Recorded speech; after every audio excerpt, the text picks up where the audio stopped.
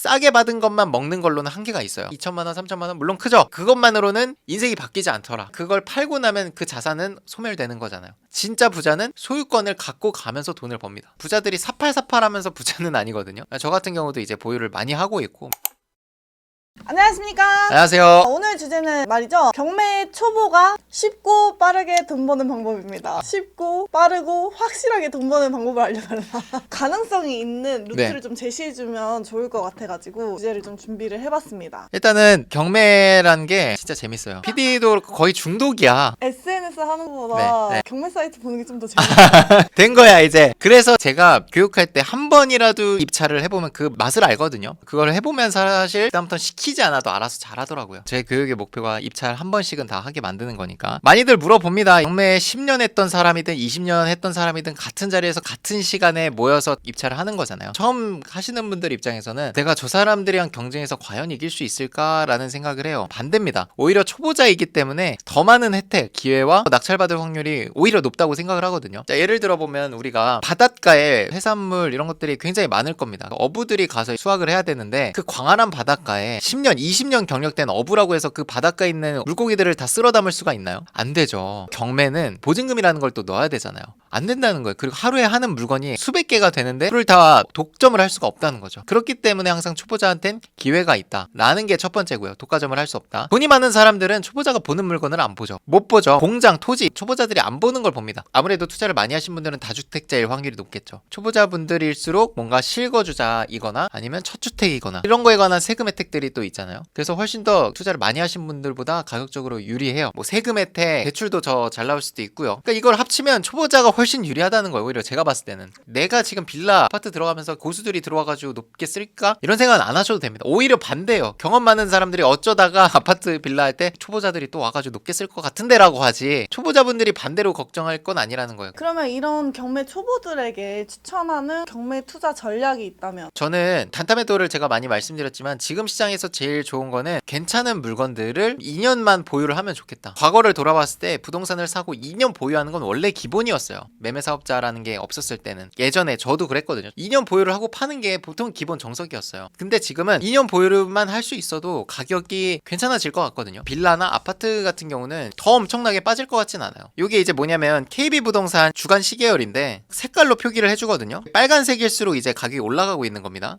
2020년도 초부터 해가지고 조금씩 올라가지고 빠르게 올라갔다가 하얀색으로 전체적으로 변했죠. 올라가는 게 이제 주춤해졌다라는 뜻이고 일부 지역에 하락이 나타나기 시작했습니다. 그러다가 22년도 중순부터 수도권을 시작으로 해가지고 엄청나게 가격이 빠지기 시작하죠. 파란색은 또 가격이 빠졌다는 걸 의미를 합니다. 약간 멈춤세가 지금 꽤 오래 갔어요. 이렇게 빠지고 보합인데 과거에 빠졌던 거에 비하면 평평합니다. 이게 또 한 번 더 빠질까라고 생각했을 때 그거는 아니라는 거죠. 약간은 빠질 수 있지만 2년 내가 보유를 할 거면 2년 뒤에 빠졌다가 올라갈 걸 생각하면 올라갈 폭이 훨씬 더 크다는 거죠. 지금 물론 싸게 받는 것도 너무 좋지만 싸게 받는 거 플러스 올라가는 거를 다 수익화 하셨으면 좋겠어가지고 2년 보유를 하자. 보유를 할 때 우리가 보통 생각하는 돈이 묶이고 신경이 쓰이니까 스트레스를 받는데 경매 투자는 안 묶일 수 있잖아요. 풀핏 투자를 반복해서 채수를 좀 늘려갔으면 좋겠습니다. 나중에 만약에 이게 또 빠졌을 때 자산을 또 지킬 수 있어야 되잖아요. 자산의 총 합계 5% 정도는 현금으로 보유를 하세요. 그거는 투자로 건들지 마시고. 그 5%가 꼭 현금일 필요는 없습니다. 마이너스 통장 이런 게 있으신 분은 그 마이너스 통장을 그대로 두시는 것도 한 방법이에요. 내가 만약에 풀핏 투자를 한 5개를 했어. 소액 투자라니까 보통 매매가가 1억 5천에서 2억 정도 된다고 봤을 때 8억 정도 된다고 해볼게요. 합계가. 그러면 내가 5%면 얼마냐면 4천만 원입니다. 4천만 원 정도는 여유 자금으로 보유를 해서 만약 전세가가 약간 더 빠졌을 때 또는 뭔가 보증금을 돌려줘야 될 때 내 돈을 얹어서 드려야 되니까 그렇게 해서 투자를 좀 반복해서 이어가시면 괜찮을 겁니다. 그렇게 채수를 늘려가다 보면 내채에서 투자한 것들이 2년 지났을 때 만약에 전세가가 또 올라가잖아요. 그러면 여러분들이 물론 그 시기에 팔 수도 있지만 전세가를 올려받는 거는 세금이 없잖아요. 내채에서 올려받은 게 수천만 원이 더 또 들어올 거예요. 일부는 재투자라고 일부는 또 현금 보유를 해서 채수를 늘려갈 수도 있던 거죠. 이게 제가 했던 방식이었습니다. 과거에 2018년도에 제가 신입사원이었을 때 했던 방식이 요거예요. 분위기가 지금처럼 뭐 다운돼 있진 않았지만 보통 다 아파트를 하는 분위기였어요. 그 당시 저는 이제 빌라를 이렇게 싸게 사놓고 2년, 3년, 4년 보유를 하니까 이게 전세가나 매매가가 올라가게 됐거든요. 그걸 여러분들이 느끼셔야 돼요. 결국 부동산 투자라는 건 내가 싸게 받은 것만 먹는 걸로는 한계가 있어요. 2천만 원, 3천만 원 물론 크죠. 그것만으로는 인생이 바뀌지 않더라. 그걸 팔고 나면 그 자산은 소멸되는 거잖아요.